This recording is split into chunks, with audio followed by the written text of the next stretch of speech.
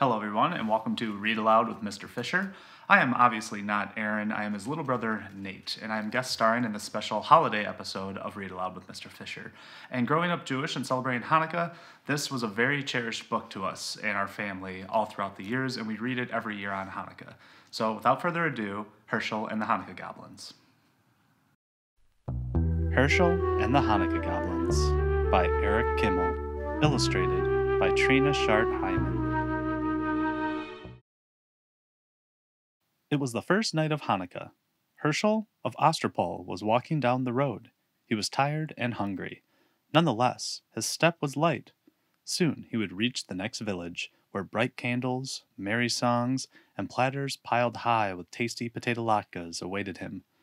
But when he arrived, the village was silent and dark. Not a single Hanukkah candle could be seen. "Isn't it the first night of Hanukkah?" Hershel asked the villagers. "We don't have Hanukkah, Hershel," one of them answered sadly. "No Hanukkah? How can that be?" "It's because of the goblins. They haunt the old synagogue on top of the hill. They hate Hanukkah.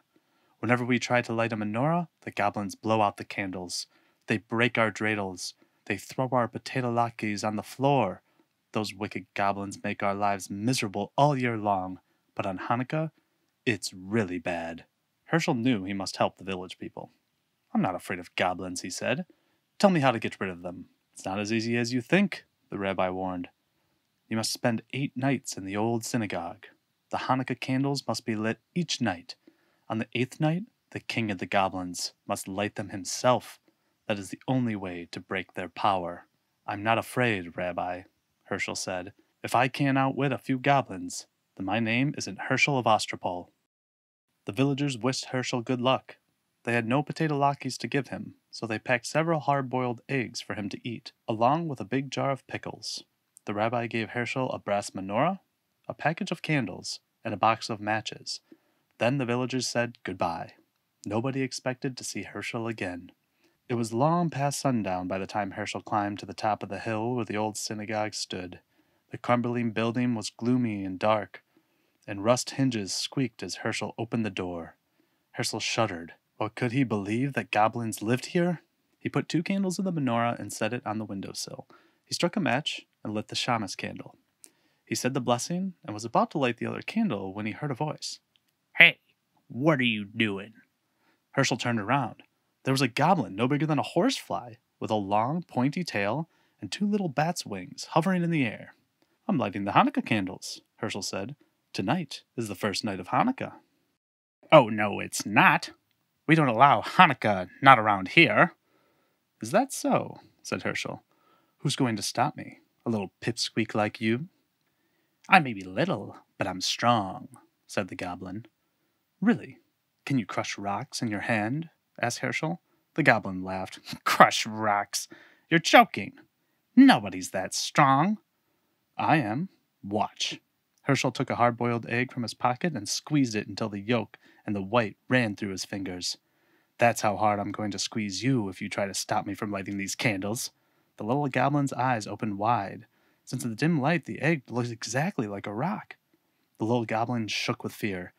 "You leave me alone," he squeaked. "Gladly," said Hershel, "if you let me light my candles in peace."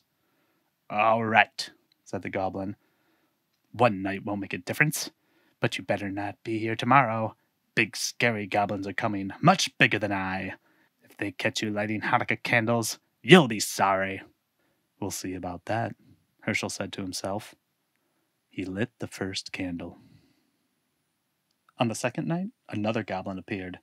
This one was big and fat and waddled like a goose. Hershel was finishing the dinner of pickles and hard-boiled eggs. "Have some pickles," he said to the goblin. "Pickles?" "Here, catch." Hershel tossed him a sour pickle. The goblin caught it in his mouth and swallowed it. Pickles are good." "Do you like them?" "I have plenty in this jar. Take all you want." The greedy goblin grabbed as many pickles as his claws could hold, but when he tried to pull his fist out of the jar, he couldn't. "I'm stuck," the goblin shouted. "You put a spell on this jar to hold me fast." "That's right," Hershel said, laughing. "And it's a very powerful spell. You came here tonight to stop me from lighting Hanukkah candles. So now, I'm going to light them while you stand with your hand in that jar and watch. How do you like that? No, no, the goblin screamed. I hate Hanukkah. Too bad. You'll have to get used to it. Hershel said the blessings and lit the candles slowly. Then he sang his favorite Hanukkah songs. The goblin wailed and carried on so much that Hershel finally decided to let him go. Shall I tell you how to break the spell? Yes, yes, I can't stand it anymore. Let go of the pickles. Your greed is the only spell holding you prisoner.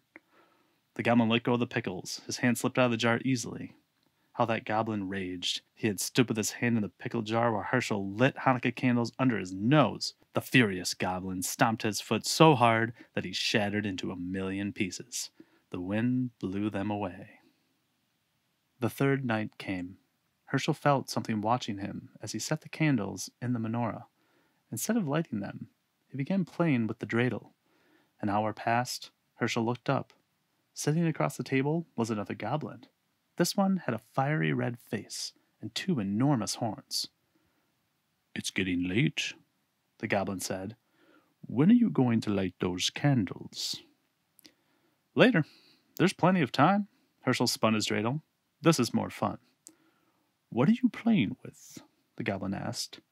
It looks like a top. It's a dreidel. Don't you know about dreidels? No. Too bad. Dreidels are lots of fun. You can also make lots of money if you know how to play. Really? The goblin was interested now. All goblins like money. This one was no exception. How do you play? It's very simple, Hershel said. But you must have gold. That's the first rule. I have plenty. Is this enough? The goblin poured a pile of gold coins onto the table. That's fine, Hershel said. Listen carefully now. This letter is Shin. If it comes up, you give me a handful of gold. This letter is Hey. If it comes up, you give me half of your gold. This is Gimmel. If the dreidel falls on this letter, you give me all of your gold. Understand? Wait, there's one letter left. What about this one? That's None. If the dreidel falls on None, I don't give you anything. Ready? Let's play. You go first. The goblin spun the dreidel. The little top whirled round and round. When it fell, the letter on top was Shin. Too bad, Hershel said, taking a big handful of the goblin's gold.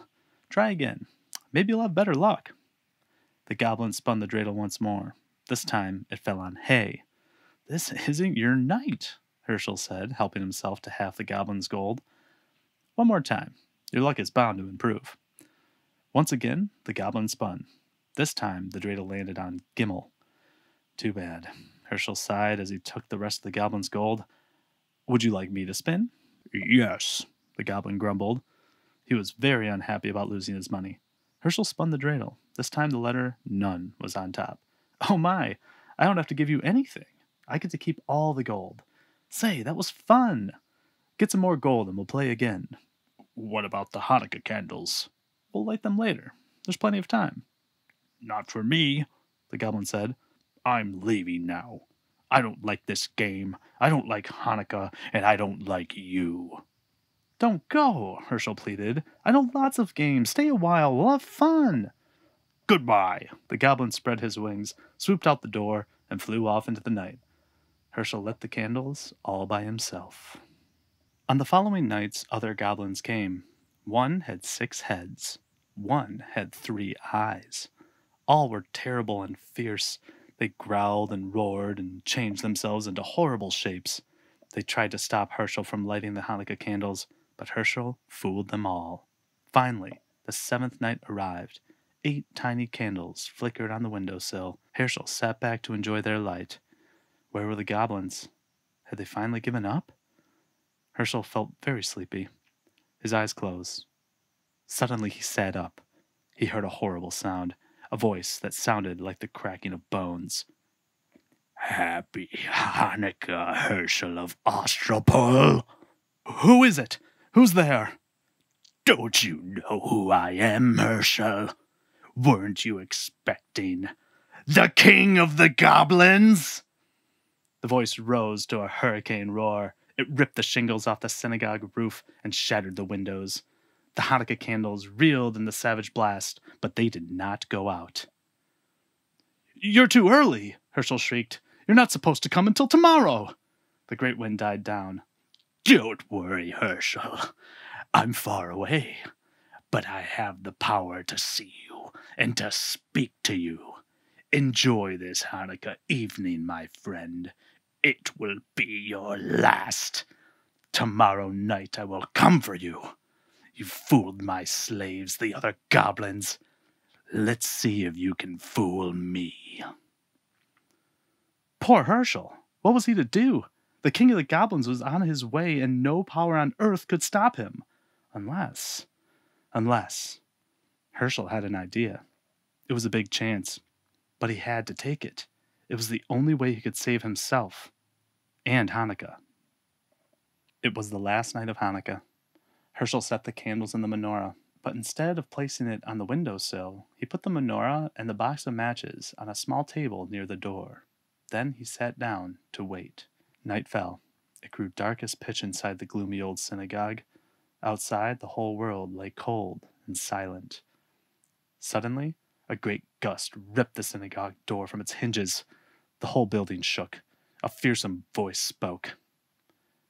Hershel of Astropol. Did I hear something?